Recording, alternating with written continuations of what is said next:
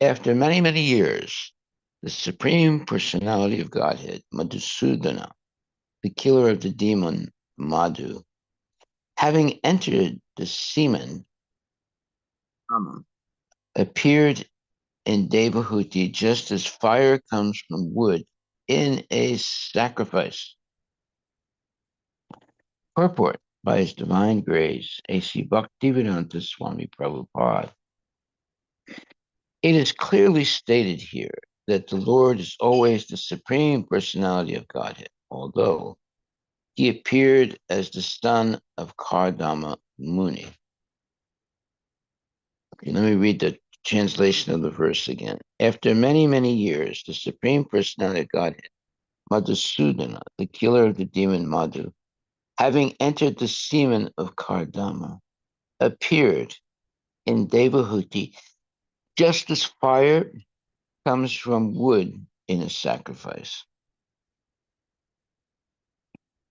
And then purport by Srila Prabhupada. It is clearly stated here that the Lord is always the Supreme Personality of Godhead, although He appeared as the son of Kardama Muni. Fire is already present in wood, but by a certain process, fire is kindled. Similarly, in other words, fire is lighted. Similarly, God is all-pervading. He is everywhere. And since He may come out from everything, He appeared in His devotees' semen. Just as an ordinary living entity takes his birth by taking shelter of the semen of a certain living entity, the Supreme Personality of Godhead accepts the shelter of the semen of His devotee and comes out as His son.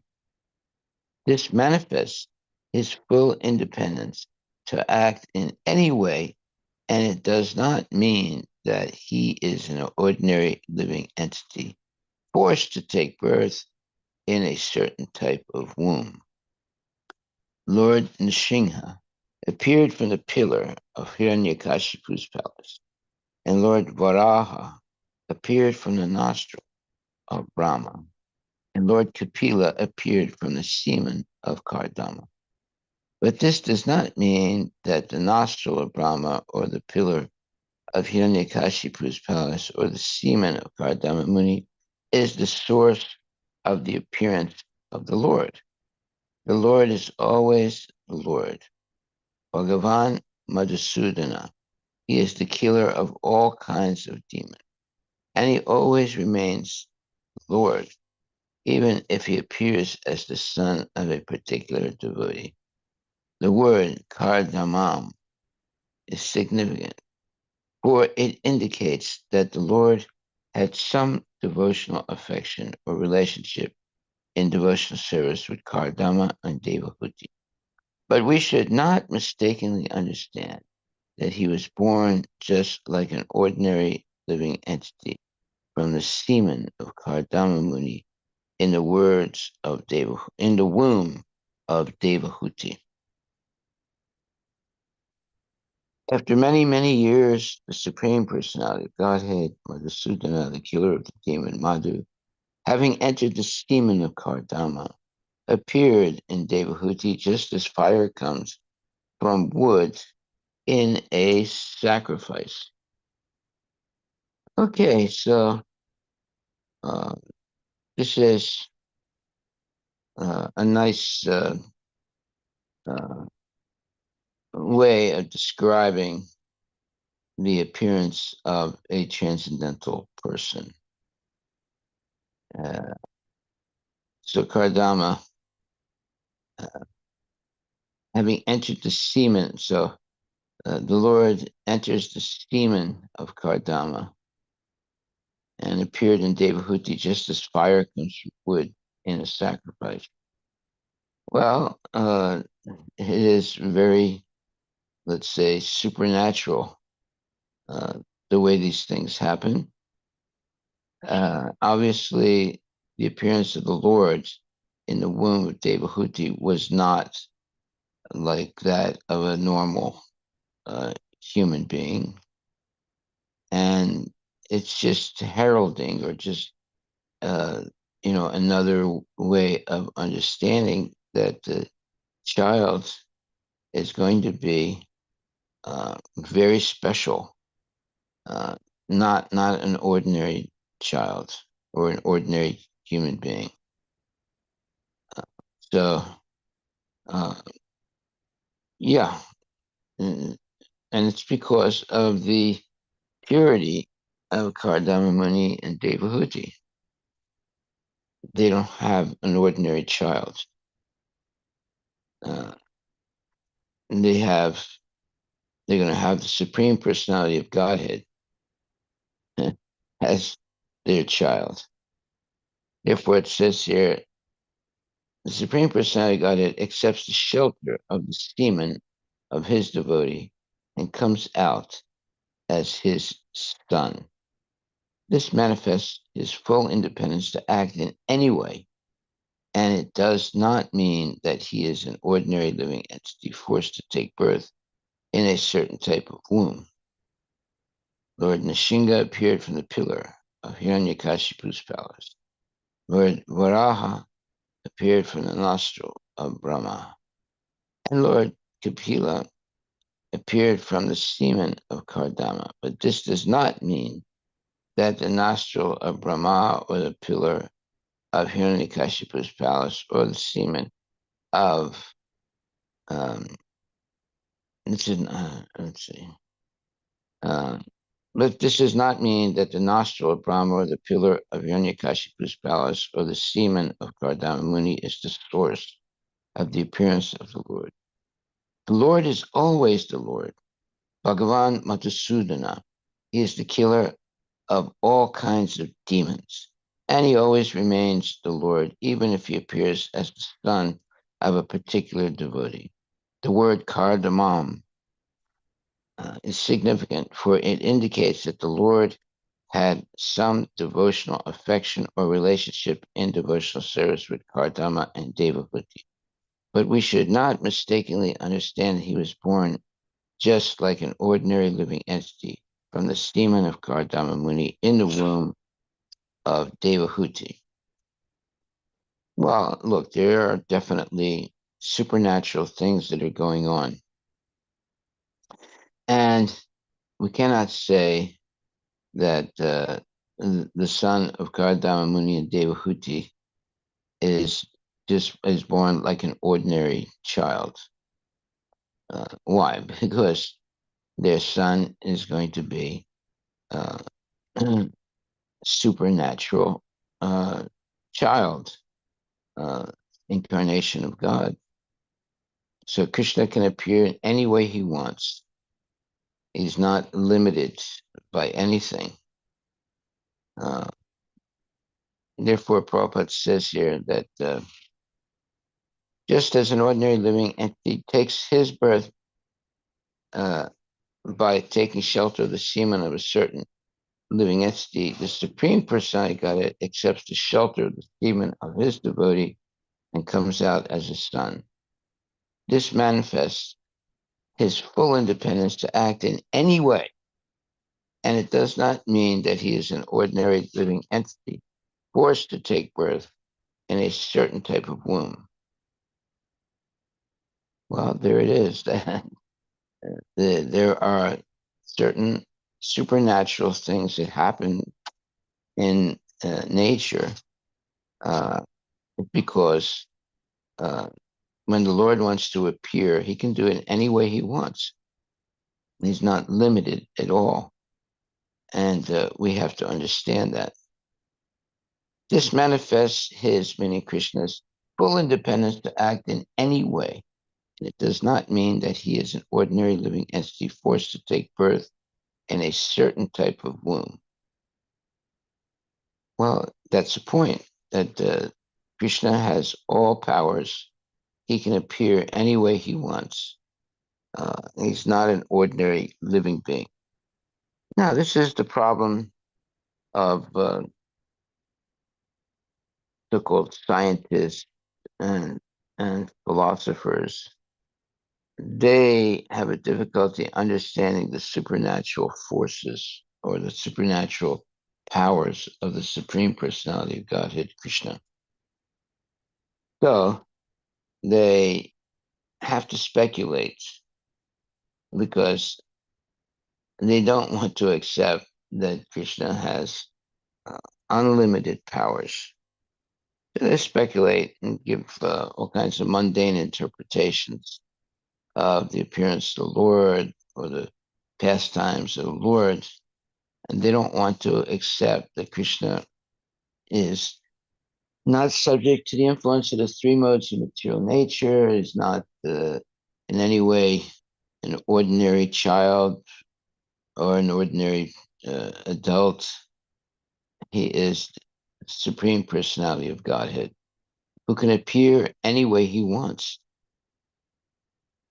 So he can be born from the nostril of Brahma or in other very, let's call it, strange ways because he has uh, unlimited powers. And just like when was it Nrsingadev, he appeared uh, in a very strange way to save Prahlad Maharaj. And it's half lion, half man. So only Krishna can do these things. Nobody else has the power that Krishna does. Or when Krishna appears as Varaha and picks up the entire Earth planet that has fallen down uh, due to the uh, misappropriation of the demons when they were uh, uh, they caused the fall of the earth into the Garbodak Ocean. So then Krishna appeared as a boar and picked up the earth in its tusks and put it back in its all in its uh, orbit. So no materialist will accept such an exploitation or such a uh, ability of Krishna because they can't understand how powerful the Lord is and how he can take any form he wants in his pastimes. So sometimes the Lord can appear as a boar. A boar means a type of a wild pig, and of course it's not an ordinary pig, and save the earth from being drowned in the ocean. So we have to have an open mind and understand that there are supernatural things that happen because Krishna is not an ordinary being. And those devotees who accept that and actually are overwhelmed by the Lord's fantastical, uh, um, pastimes. Uh, it makes the devotees happy to know about Krishna's unbelievable powers. And the nonsense demons and materialists, they just, uh, they said this is all mythology. It's not true. Never happened. Uh, and they basically reject the supernatural powers of Krishna. And here it says that the Supreme Personality of Godhead accepts the shelter of the demon of his devotee and comes out as his son. This manifests his full independence to act in any way, and it does not mean that he is an ordinary living entity forced to take birth in a certain type of womb. Lord Nrsingadev appeared from the pillar of Hiranyakashipu's palace. Lord Varaha appeared from the nostril of Brahma, and Lord Kapila appeared from the semen of Kardama. But this does not mean that the nostril of Brahma or the pillar of Hiranyakashipu's palace or the semen of Kardama Muni is the source of the appearance of the Lord. The Lord is always the Lord. Bhagavan Madhusudana. He is the killer of all kinds of demons, and he always remains the Lord, even if he appears as the son of a particular devotee. So only a pure devotee like Prabhupada can talk like this and can write like this because he understands the infinite powers of the Lord. This is not mythology. This is not speculation. Obviously, Krishna has supernatural powers that nobody else can emulate. But the demons and nonsense people and the scientists and so forth, they can't understand this. So they ignore it, you see. This is their method of blaspheming the Lord. They ignore the uh, transcendental pastimes of the Lord and go on speculating over and over again, birth after birth, in their tiny minds. But the devotees, they're overwhelmed and ecstatic by hearing these pastimes of the Lord. And they don't consider it to be mythology. They consider it, the Lord's pastimes, to be the absolute truth. Okay, but you have to have a, a level of purification to be able to accept these pastimes of the Lord as real. Most people are so dull-minded and so much immersed in sense gratification that they can't imagine that there's a Supreme Personality of Godhead that has unlimited powers.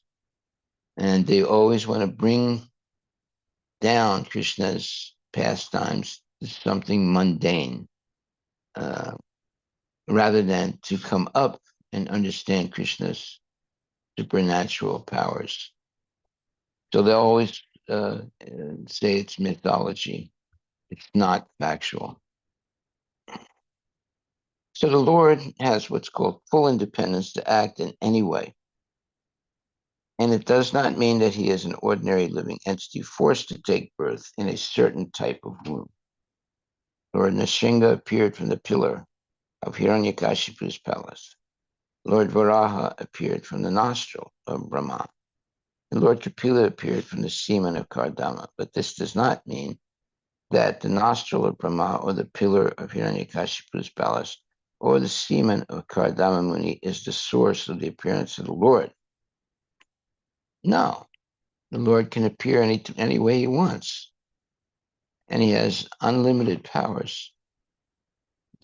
So he's not, let's say, limited to appear in one way or another way. We're limited. We appear from the womb of a mother, but the Lord can appear any way he wants. That has to be understood, that Krishna has unlimited powers and he can do things that nobody else can do or nobody else can emulate. Okay. Uh,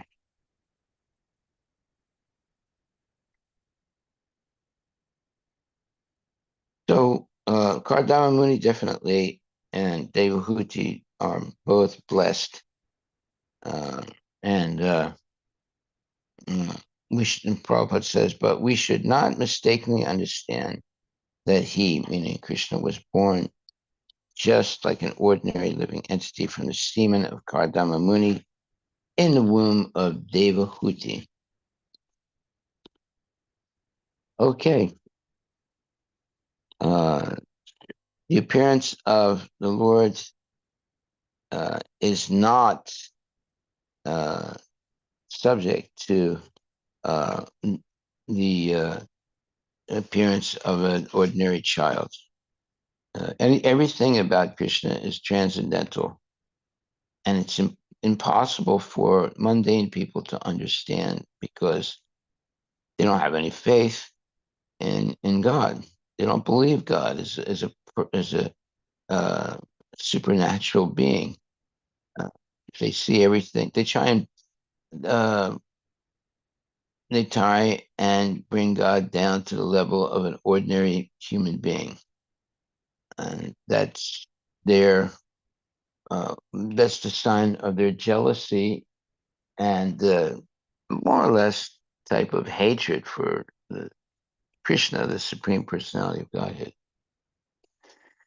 So you'll see all these big speculators, PhDs, they'll always try and make Krishna look like an ordinary person.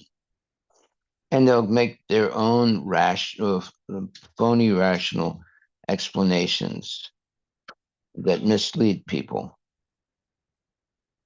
That's why we shouldn't associate with such demons. They're actually demons. They're PhDs or scientists, but they're actually demons because they have no faith in Krishna. And they'll make up all kinds of phony explanations about Krishna and his pastimes. They discard it as if it's all mythology. So mythology is a good word to understand once you look it up. They think it's just something made up that is not really factual. A myth. A myth is something that is uh, not actually factual, but it's very entertaining for nonsense people. Yes. Mythology is the collection of stories, legends, and beliefs that cultures use to explain natural phenomena, human nature, the origins of the world, and the actions of gods, heroes, and mythical creatures. These stories these stories are often passed down through generations and serve to convey cultural values, traditions, and moral lessons. For example, Greek mythology tells the stories of gods like Zeus and heroes like Hercules. Norse mythology involves gods like Odin and Thor, as well as creatures like giants. Egyptian mythology features gods like Ra and Anubis and explains life and death through myth. Each cultural each culture has its own unique mythology, reflecting its history, beliefs, and worldview. Yeah, one time I was talking to this lady and she said, well, you have your uh, mythology and beliefs, and other people have different ones. In other words, he was trying to say that, look, I don't believe anything you're saying, but you can believe anything you want, you know. Uh, but we only depend uh, mm, on reality, which is science and experimentation. We don't believe in mythology. So, so these type of people have become poisoned by modern education, and therefore, whenever people hear about Krishna's pastime, let's say, "Oh, that's just mythology. That's your stories. You have your stories, and other people have other stories." And but we deal with science. We don't deal with stories. So you'll see that, and the more so-called intelligent the people are supposed to be, the more they look down on pastimes of Krishna as just being a story, like a fairy tale. Uh, and we should not even associate with such people. They'll try and drag down your faith in God by saying it's just stories. It's not real. Okay, so are there any questions?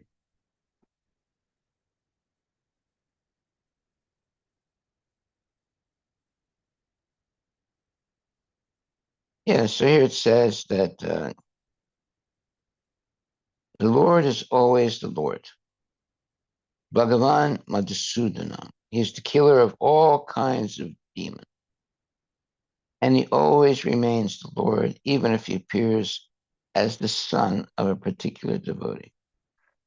The word cardamom is significant, for it indicates that the Lord had some devotional affection or relationship in devotional service with Kardama and Devahuti. But we should not mistakenly understand that he was born just like an ordinary living entity from the semen of Kardama Muni in the womb of Devahuti. That is a very important statement. We shouldn't try and drag down Krishna's pastimes and try and make it look mundane. It's nothing. There's nothing mundane about Krishna's pastimes. He's always transcendental and beyond the scope of material speculation. The Mayavadis and atheists, they always try and make Krishna's pastimes look as if they're uh, fairy tales and not really true. Now, there's a difference between a fairy tale and the truth. But sometimes when you have these PhDs that are uh, trying to drag down Krishna's pastimes to the level of fairy tales, and they ignore totally Krishna's pastimes because they say it's not scientific. And I remember once one of my kids came home and she was like bewildered. And uh, for some type of homework, she wrote down all about Krishna, the Supreme Personality of Godhead.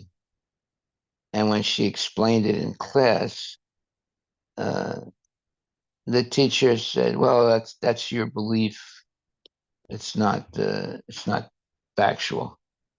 And my daughter was like really confused, and she said, "Well," she said, "I don't understand why the teacher said this. You know, I was just talking about Krishna," and she said, that's your religion and that's your belief, and it's not really it's not real."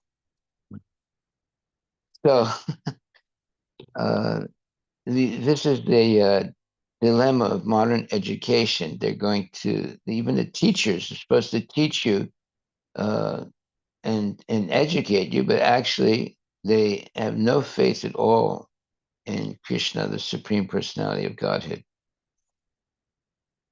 And when you explain Krishna with full faith and dedication, they make fun of it as if it's just a story. It's not really true.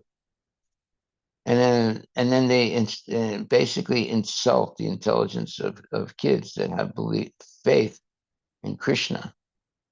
So that means that they're demons. They're not really educators. They are basically demoniac. Okay. Uh, so when Prabhupada says here, he says, Lord Nishinga appeared from the pillar of Hiranyakashipu's palace. Lord Varaha appeared from the nostril of Brahma. And Lord Kapila appeared from the semen of Kardama. But this does not mean that the nostril of Brahma or the pillar of Hiranyakashipu's palace or the semen of Kardama Muni is the source of the appearance of the Lord. That's a huge statement. And we should take note of it. Uh, the Lord can appear any way he wants, but he's not limited in any way. So if he wants to appear through the Stephen of Kardama or from the pillar in a palace, he can do it. And that doesn't mean that he is uh, an ordinary person. He's always transcendental to everything material. So he can appear any way he wants. Krishna. Yeah. Here we learn that Krishna has a full independence because he's God, Yeah. and he can appear in this world in any ways because that's the definition of independence. And does this open a gateway for this, the modern people who, the disciples claim somebody is a god because based on the qualities they say because Krishna has full independence, he can appear as a normal person. Is this where the problem happening, Maharaj? Some people treating themselves as God, or the disciples make portraying their gurus as God. Yeah, it's a good question. They're imitating, but Either the gurus imitating or the disciples are portraying them as God, because this statement that God has full independence. He can appear mystically, he can do anything he or wants. yeah, either it can look as mundane as well. Uh, yeah, I mean, as soon as uh, the Vaishnavas started talking about Krishna and his transcendental pastimes, the nonsense people started to uh, say that so and so is an incarnation of God. You know, like for example, uh, they take an ordinary man and then they say, "Oh, he's an incarnation of God."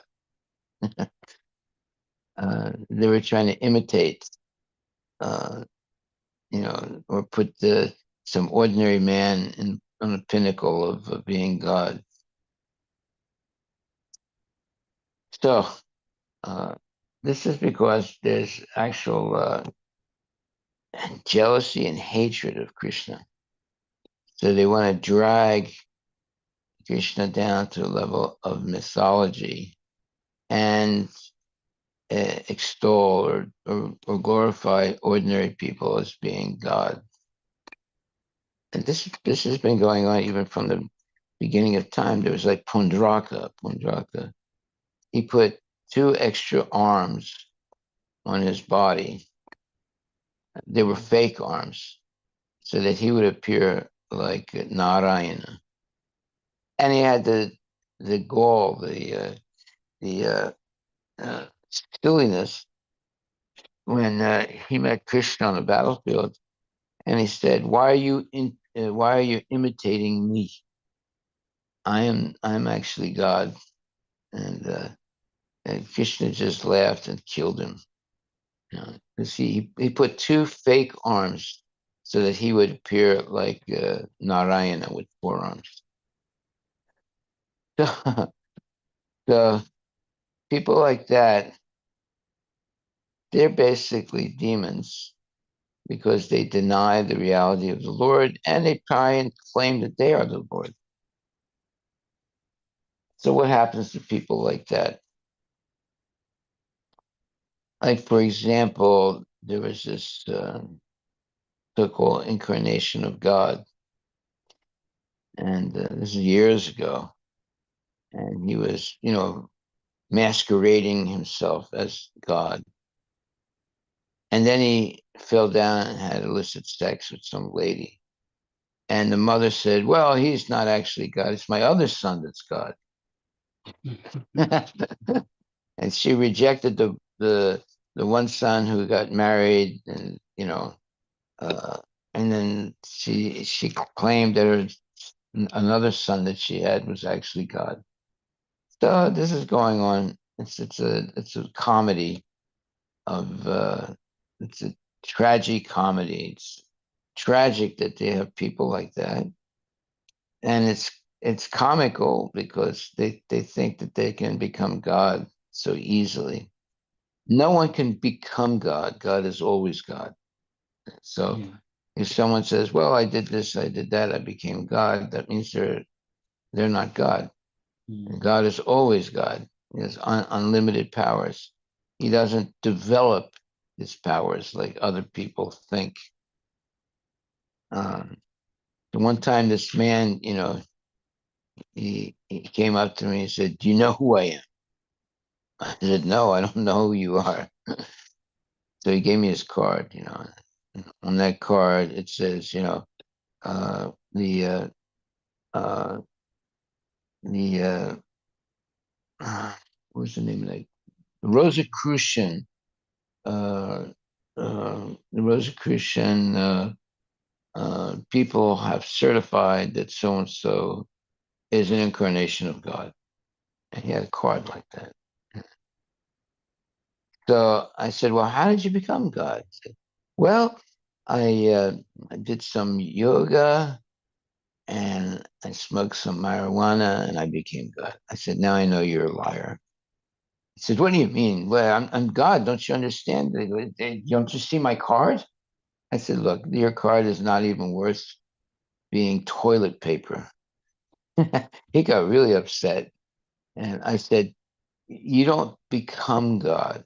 Either you're God or you're not God. It's not that you did a little bit of yoga and you smoked some marijuana and you became God. That's not the God is the supreme personality of Godhead. He's not an ordinary person. You're just an ordinary person. If you had to become God, that means you're not God." Uh, So he was like shocked. He was really shocked because I told him, like, God is not, he doesn't become God. He's always the supreme personality of Godhead. He doesn't, no one becomes God. That's a false narrative, you know. And yeah, you can see, look, Krishna can appear from the nostril of somebody, or he can appear from the pillar, uh, and he can appear from the semen also. But this does not mean that Lord Kapila appeared from the semen of, but this does not mean that the nostril of Brahma or the pillar of Hiranyakashipu's palace or the semen of Kardama Muni is the source of the appearance of the Lord. The Lord is always the Lord. That's the point. The Lord is always the Lord. You cannot become the Lord by doing this or doing that. He's always the Lord.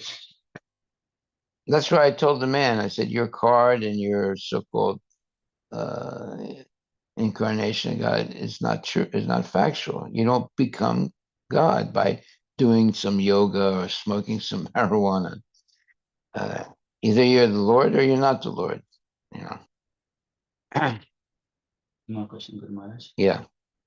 So how do we recognize Krishna when he comes as a human form? This is like the history he was able to recognize By Chaitanya. supernatural appearance and activities that nobody else can do. That is Guru Maharaj.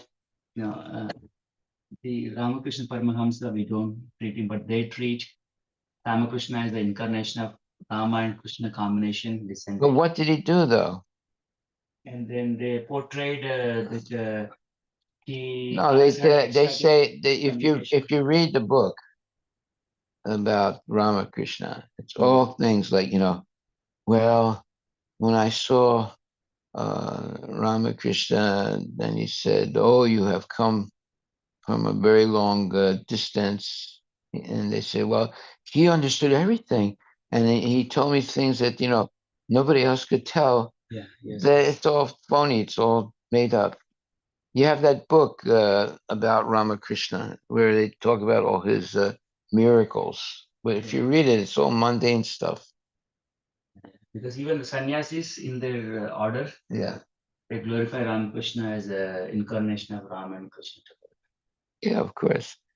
And But also, see, Krishna, when he was a young boy, he lived to go Govardhan Hill. Yes, yes. Ramakrishna cannot even lift a table. If you get a good table, right? He can't even lift the table. And how is he going to be equal with Krishna, who lifted an entire mountain? Yeah.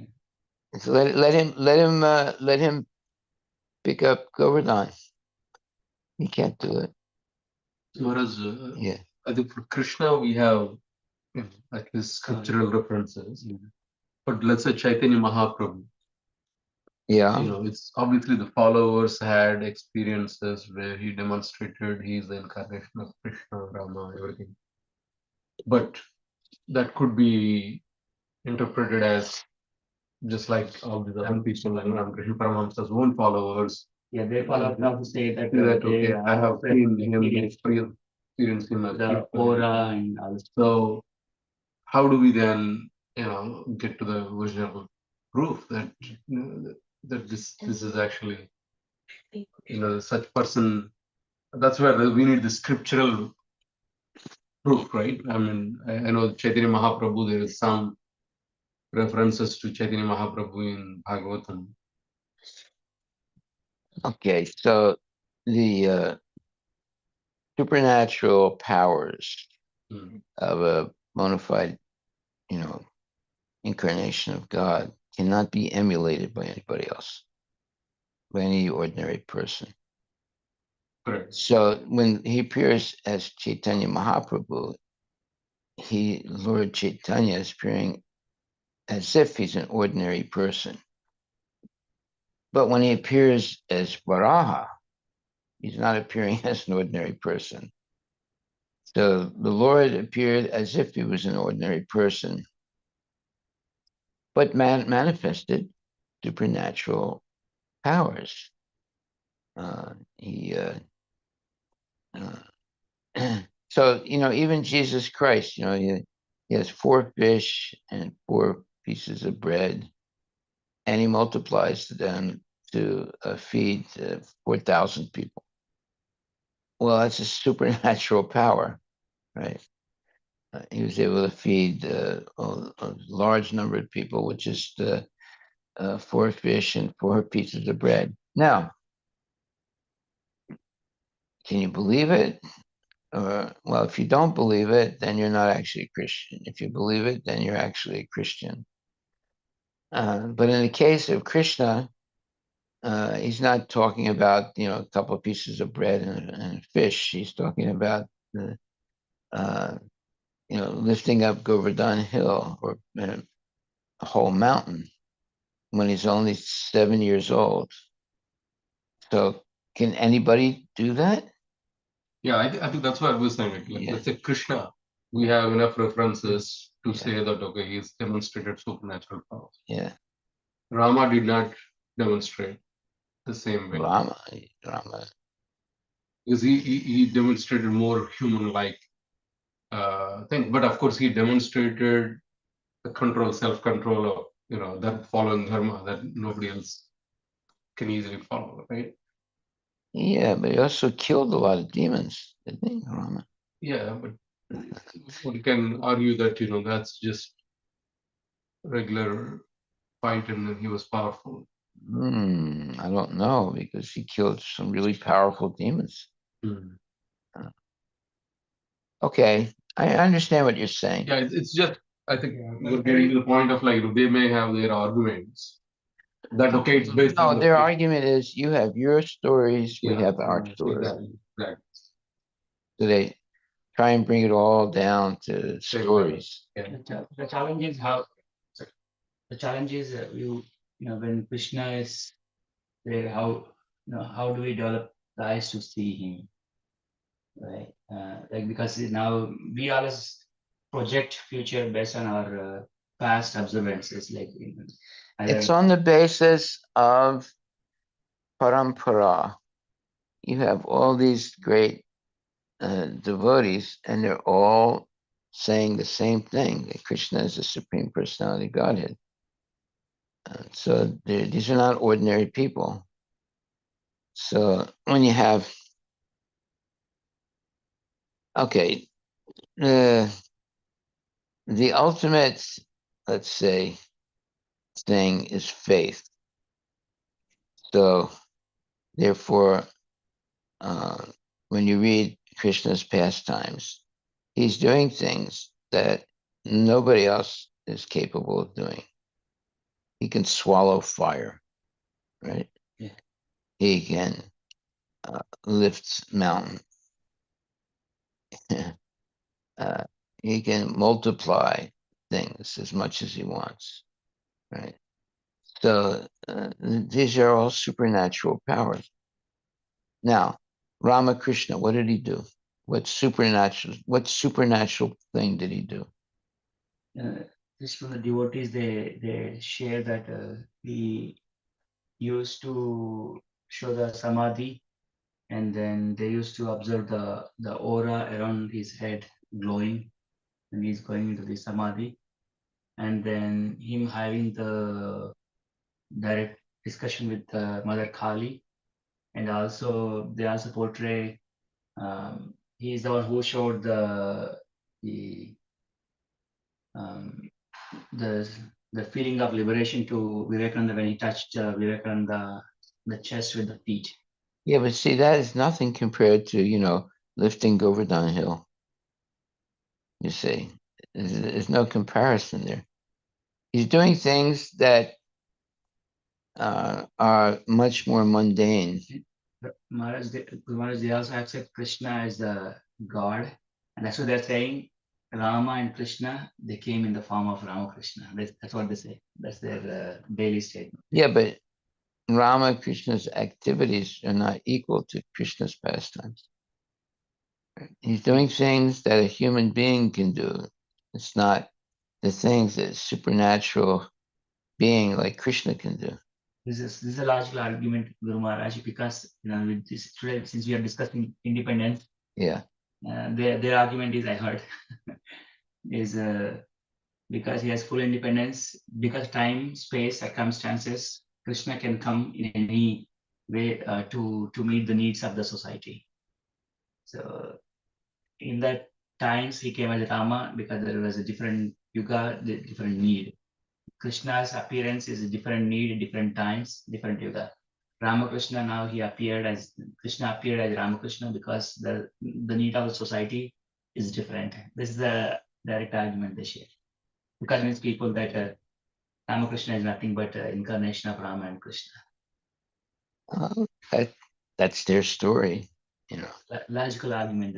But it's not logical. It's just a story.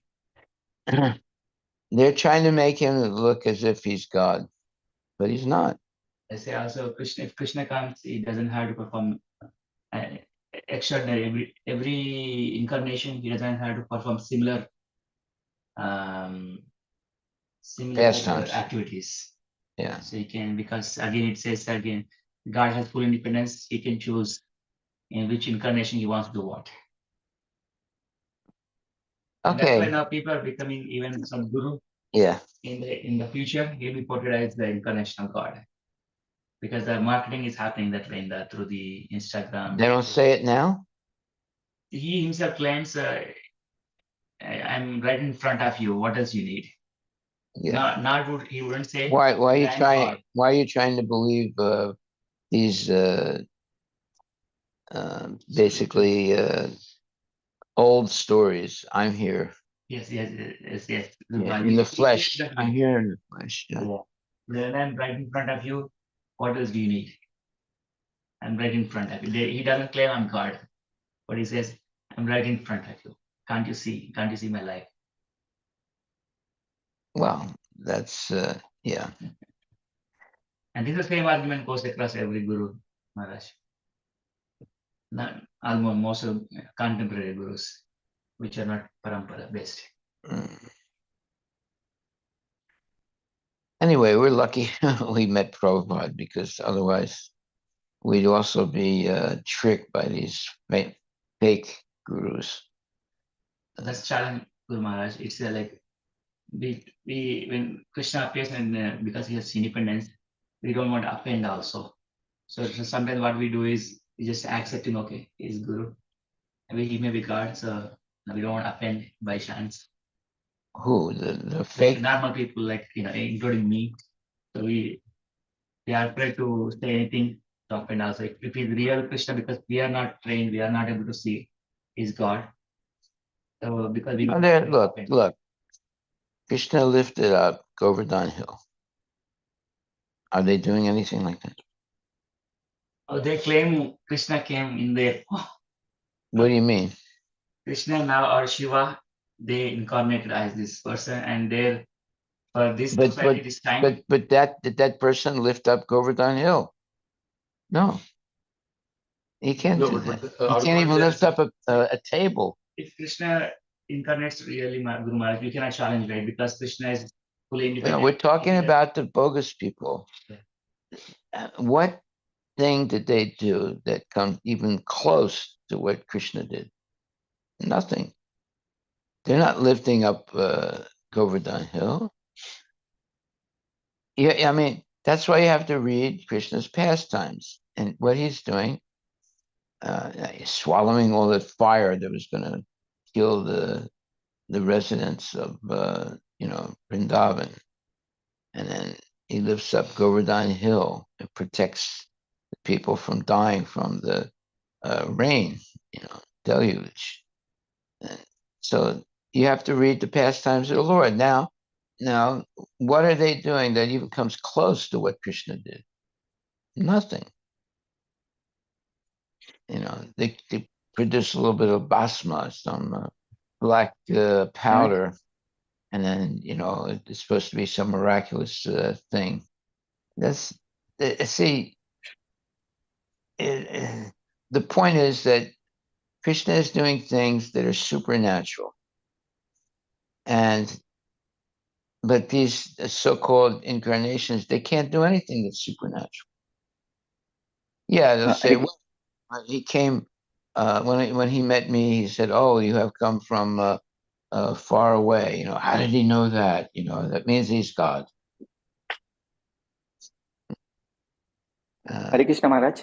yes. Yeah, so sorry. I just want to add the point to the Prabhuji's comment and then arguments. The one way is to defeat that is, first of all, there is no scriptural evidences we have the bona fide scripture that Ramakrishna has been mentioned anywhere in the our bona fide scriptures, right? Like other incarnations are already mentioned. So that is one point that is there any reference, first of all, that Ramakrishna is God in any of our scriptures? Nothing is there, right? And there are so many saints like that happen in, if I take the example, if just talk about aura and these small mystic powers, anybody yogi can exhibit that kind of qualities. Doesn't mean that he's a god. So for example, in Maharashtra, so Santa Ganeshwar, he's a saint and he's yogi. He did so many mystic power, exhibited so many mystic things that nobody can do it. Like he sat on the wall, and he along with his siblings, and that wall actually ran. Actually, just like a car, he walked away with the wall itself. He has made the male buffalo chanting Vedas through his mouth, and the whole house is on fire. He has nothing happened. So there are so many mystic people in the past. Doesn't mean that they are God, right? Well, that doesn't mean that they actually did those things. Well, people have the evidences and I've seen that, right? So, but my point is, just showing some mystic power doesn't mean that he's a god, because anybody can show that mystic powers. So I'm Anybody can trying show to, mystic powers. No, I mean that there's a difference between a mystic power and a magician. Magicians do things that seem to be mystic powers, but they're actually illusions. right. But I'm telling Prabhuji Maharaj that what he was brought out the point of Ramakrishna as a god, Like, but for example, a magician uh, puts a woman in a box, and then on one side you see the woman's feet, the other side you see her head. Then he cuts the box in half. Right? You saw it. You saw it. You see that he cut the box in half, and her feet are on one side and her head is on the other side. Then they close the curtain. Then when they open the curtain, the lady that got cut in half, now she's jumping up and down saying Haribo. That's all illusion. That they're creating an illusion. It's not real, but it looks real. So, what does a magician do? Well, he creates illusory things. They're tricks. They're things that look real, but they're not real. So, if you want to become a magician, you have to learn these tricks. You can go to school and learn these tricks, how to make things look like they're going through the air, or uh, and or cutting a person in half and then making them jump up and down. They're all illusions. They're illusionists. Illusionists. Are there schools, Guru Maharaj? What? Are there schools? Or is it, Yeah, yeah. You can go to magician schools and learn how to do all these different tricks. Yeah. So there's a difference between a magician and God, the Supreme Personality of Godhead. Both the magicians are called illusionists, and it looks really amazing, what they do, but it's actually not real. So, have you ever seen these magicians? Yes, and through the videos, not Yeah, through the videos. Yeah. So we can be tricked easily. It's very easily be tricked by these magicians. But they're just ordinary people that have learned some tricks, you know. Or sometimes, like for example, I actually saw one man. He was dancing with a glass, you know, uh, like a bottle or something, and he broke it and started eating it.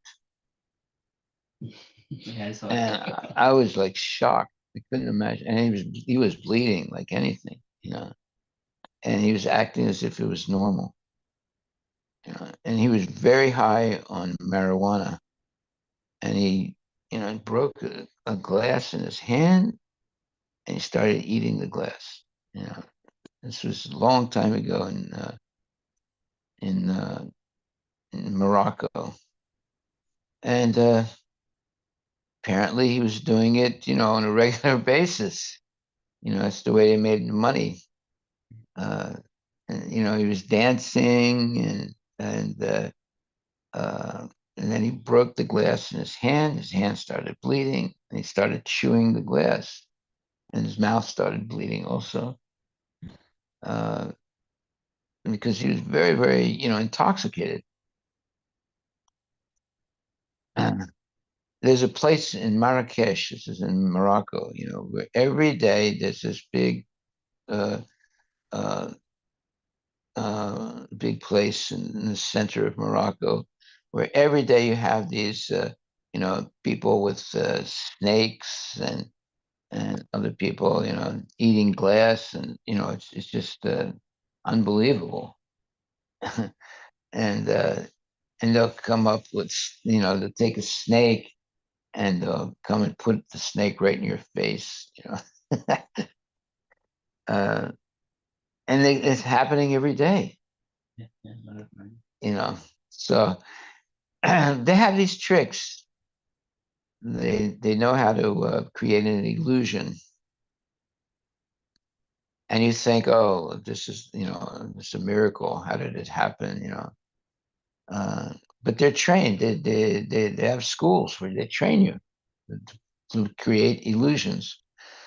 Or sometimes, it's factual. They're eating glass and bleeding, and they're not dying. Right? So that's why everything depends on uh, your faith.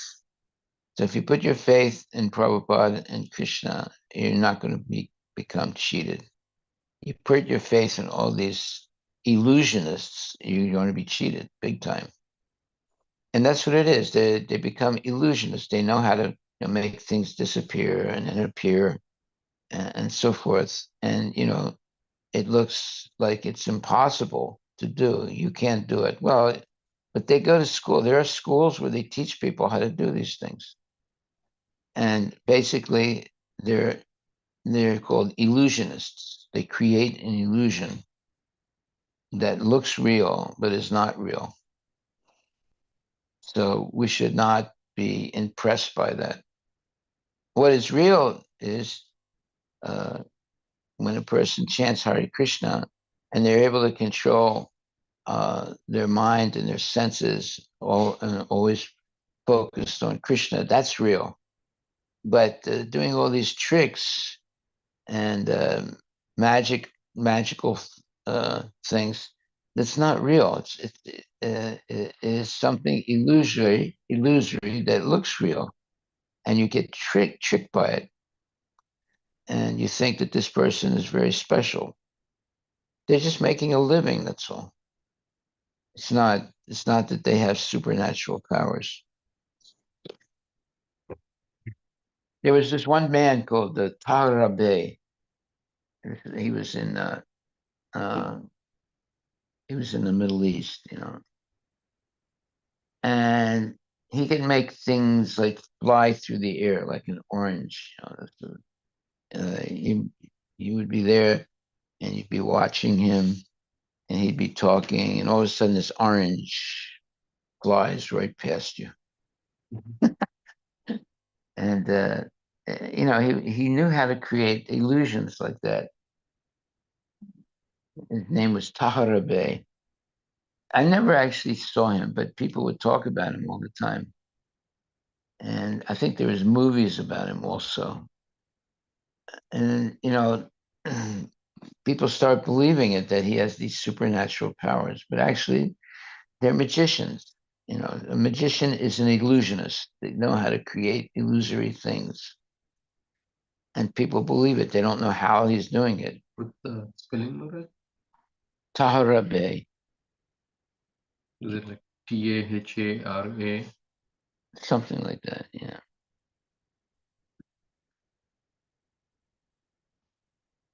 Hmm. You may not find him because Hmm. he was not really famous. He was just a local illusionist. I don't know how to language. Okay, thank you very much. And don't be tricked by the illusionists. Hare Krishna. Hare Hare Ram, Hare Ram.